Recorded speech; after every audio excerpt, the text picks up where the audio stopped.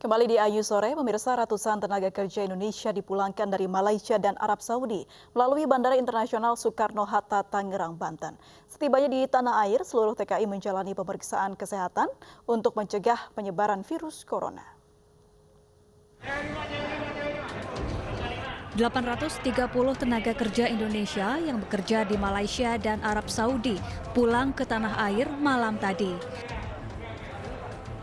Mereka tiba melalui Bandara Internasional Soekarno-Hatta, Tangerang, Banten. Setibanya di bandara, petugas memeriksa kondisi kesehatan mereka. Hasilnya, para TKI ini dinyatakan negatif virus corona. Namun, mereka tetap harus menjalani karantina mandiri selama 14 hari. Kenapa kita melakukan kegiatan ini? Karena masih ada kaitannya dengan program yang didorong oleh Bapak Kapolda Metro Jaya untuk melaksanakan social bonding dan empathy building atau membangun empati dan ikatan sosial dengan masyarakat, sehingga kita memantau langsung bagaimana proses mereka keluar dari pesawat, kemudian dilakukan pemeriksaan kartu kesehatannya atau health card, kemudian diperiksa juga dengan menggunakan termogan suhu badannya sampai dengan kegiatan asesmen kesehatan yang dilakukan oleh pihak KKP Bandara Soekarno-Hatta. Selanjutnya, seluruh TKI akan dipantau oleh Dinas Kesehatan Kabupaten atau Kota di kampung halaman masing-masing. Dari Tangerang, Banten, Hasnugara, iNews melaporkan. Baik pemirsa, selengkapnya terkait ratusan tenaga kerja Indonesia yang dipulangkan sudah bergabung bersama kami Teguh Faizasyah, juru bicara Kemenlu. Selamat sore Pak Teguh. Selamat sore Mbak April. Baik, Pak Teguh, ini kenapa para TKI dipulangkan Pak? Apakah ada permintaan dari negara tempat mereka bekerja? Sebenarnya untuk TKI kita yang dari Malaysia, mereka adalah yang dideportasi statusnya. Mereka yang sudah menjalani proses hukum karena pelanggaran izin tinggal dan lain-lain. Dan oleh pemerintah Malaysia mereka dideportasi. Sementara yang dari Saudi, kalau kami tidak salah, adalah para pelaksana umroh ya. Dan juga beberapa yang juga sebenarnya sudah overstay di sana dan ikut dipulangkan ke Indonesia. Baik, ini atas permintaan siapa Pak yang dari Arab Saudi? Arab Saudi itu memang mereka yang umroh waktu itu tidak bisa kembali. Dan untuk mereka yang overstayer lama kemudian bisa dimintakan kesediaan pihak Arab Saudi untuk juga dipulangkan. Jadi dengan ini ada proses permintaan dari pemerintah Indonesia untuk mereka bisa kembali bersama dan pesawat yang membawa mereka ke Indonesia. Baik. Memang untuk Saudi ini ada semacam trade off katakanlah ya, dengan mereka mengirim pesawat membawa WNI kita, dan saat di Indonesia pesawat itu bukan kembali dan membawa warga negara Saudi yang katakanlah tidak bisa kembali ke tanah airnya karena satu dan lain hal ya terkait pembatasan rute penerbangan dan lain-lain. Baik. Lalu bagaimana Pak mekanisme bagi WNI ini yang akan kembali ke rumahnya masing-masing? Begini ya, sebenarnya proses pemulangan WNI kita, khususnya yang dideportasi, sudah juga ada pemberitahuan ke pemerintah daerah ya. Dengan demikian, ataupun pihak keluarga sudah menjemput mereka untuk kembali ke rumah masing-masing. Saya bicara yang lebih luas lagi, kalau kita melihat kembali dari Malaysia, sebenarnya ada 2 pemulangan dalam kurun waktu kurang lebih 1 bulan ini. Mereka yang kembali secara mandiri sekitar 48.000 lebih, dan mereka yang dideportasi termasuk yang semalam, kurang lebih totalnya sudah mencapai 1.600-an orang. Dalam proses pemulangan ini, KBRI atau KJRI kita di Malaysia sudah berinteraksi atau berkoordinasi dengan pihak kesehatan di pelabuhan atau di bandara, dan juga selanjutnya menginformasikan pihak pemerintah daerah. Harapannya melalui satu proses penginformasian tersebut, mereka yang kembali setelah diperiksa kesehatannya di bandara atau di pelabuhan, kemudian proses observasi lebih lanjut dilakukan saat mereka tiba di daerah masing-masing. Baik, baik. Lalu seperti apa Pak? Di mana mereka akan diobservasi atau dikarantina? Sifatnya karantina mandiri ya. Dengan demikian kita harapkan mereka bisa melakukan karantina secara mandiri, dan kalau kita lihat beberapa daerah juga sudah menyiapkan fasilitas yang cukup baik. Kalau di Bali misalnya sudah ada disiapkan satu tempat untuk isolasi atau karantina bagi mereka yang datang ke luar negeri. Saya juga membaca dan juga pemerintah daerah yang melakukan serupa. Jadi bila itu dilakukan tentunya sangat ideal, tapi apabila tidak, mekanisme di tempat kediaman masing-masing atau di RT RW mereka mudah-mudahan memberi kesempatan untuk melakukan isolasi dan karantina. Baik, terima kasih Pak Tuku Faizah sudah bergabung bersama kami di Ayu Sore. Pemirsa, warga desa Sewakul Ungaran, Kabupaten Semarang, Jawa Tengah meminta maaf atas penolakan jenazah perawat positif terinfeksi virus corona saat akan dimakamkan di wilayahnya. Gubernur Ganjar Pranowo memastikan penolakan jenazah positif virus corona tidak akan terjadi lagi.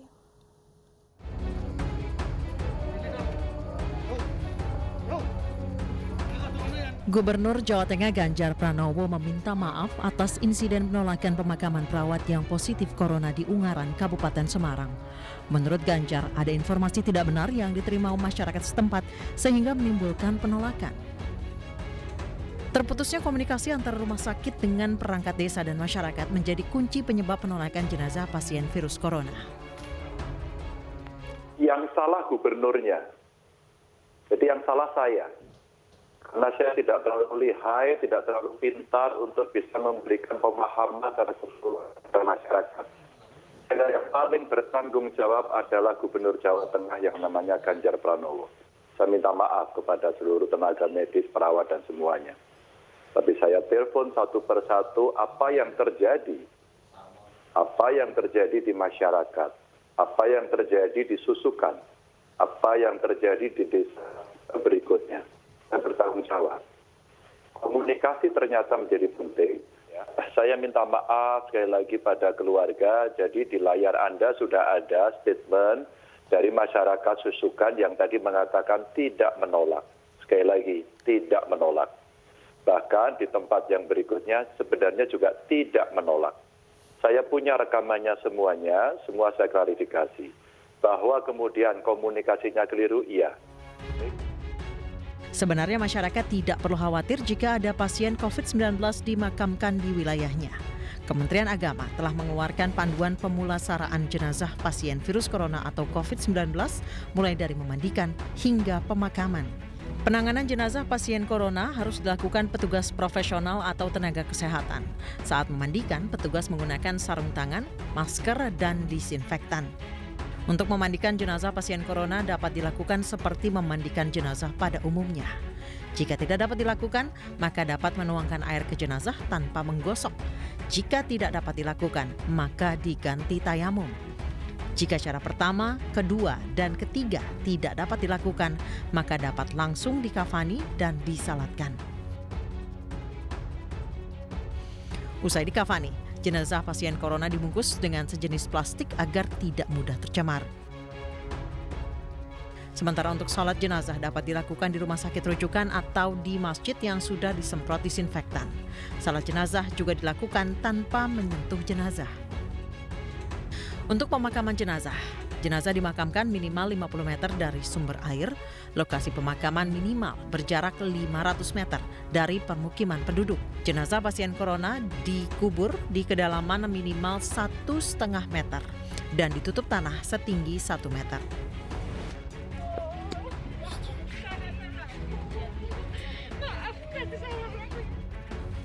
Setelah video penolakan pemakaman perawat oleh warga Sewakul, Kabupaten Semarang viral di media sosial, warga desa Sewakul meminta maaf atas penolakan pemakaman perawat positif COVID-19 di wilayahnya. Sang ketua RT mengaku mendapat desakan dari warga. Sebelumnya meminta maaf sekali kepada rekan-rekan, kepada masyarakat Indonesia, khususnya kepada masyarakat Ungaran dan perawat, karena itu terjadi cepat dan salah konfirmasi dari awal, makanya terjadi kurang setuju dari warga seperti itu. Sekali lagi saya mau minta maaf. Pada Kamis 9 April 2020 lalu, pemakaman seorang perawat asal Semarang yang meninggal dunia karena virus corona ditolak warga saat akan dimakamkan di dekat makam ayahnya di Taman Pemakaman Umum Sewakul, Ungaran Timur.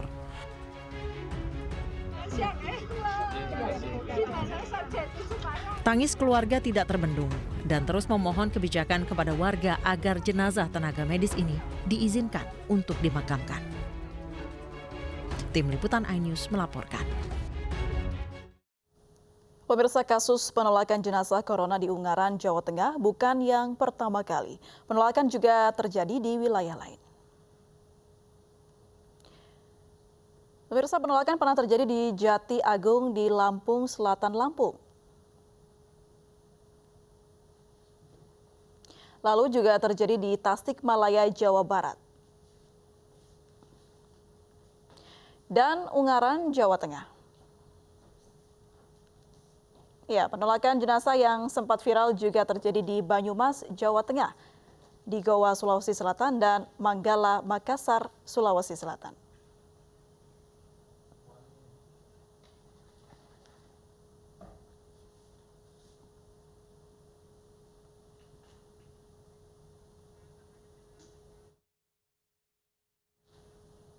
Pemirsa, jumlah pasien positif corona di Indonesia bertambah menjadi total 3.842 orang. 286 diantaranya dinyatakan sembuh dan 327 orang meninggal dunia. Pada tanggal 11 ini telah bertambah lagi 330 kasus baru konfirmasi dari PCR yang positif. Sehingga total menjadi 3.842 kasus. Ada 4 yang sudah dilaporkan sembuh sehingga total menjadi 286 sembuh. Dan ada 21 yang meninggal sehingga total menjadi 327 meninggal. Per hari ini tanggal 11 April kita sudah melakukan pemeriksaan hampir 20.000 sampel yang kita periksa di 40 laboratorium di seluruh Indonesia, baik yang berada di Jakarta sampai dengan ke daerah. Ini adalah upaya kita untuk menegakkan diagnosa dengan pasti melalui pemeriksaan PCR real time yang menjadi standar dunia di dalam kaitan untuk menegakkan diagnosa konfirmasi COVID-19. Kita tahu bahwa telah banyak relawan yang ikut bersama-sama kita untuk menangani COVID-19. Lebih dari 18.000 relawan, baik medis maupun non-medis, serta relawan-relawan yang bergerak di bidang komunikasi, bersama-sama kita untuk menangani COVID ini. Dan lebih dari 194 miliar donasi masyarakat yang disumbangkan untuk merespon. Pemirsa, kurangnya alat pelindung diri di berbagai rumah sakit rujukan penanganan COVID-19 di Indonesia menjadi kendala utama bagi tenaga medis untuk memerangi virus corona. Sebagai garda terdepan, tenaga medis sudah seharusnya dibekali dengan APD yang memadai agar bisa maksimal dalam menangani pasien yang terjangkit virus corona.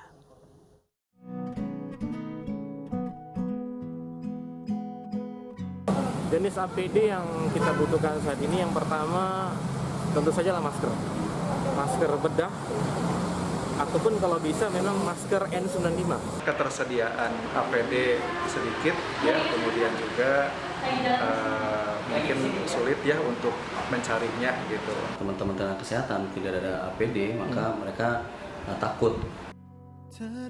Itulah curahan hati tenaga medis yang sedang berjibaku merawat pasien terjangkit virus corona. Mereka tidak hanya bertanggung jawab melayani pasien, tapi juga harus ekstra waspada terhadap penularan penyakit karena kekurangan alat pelindung diri.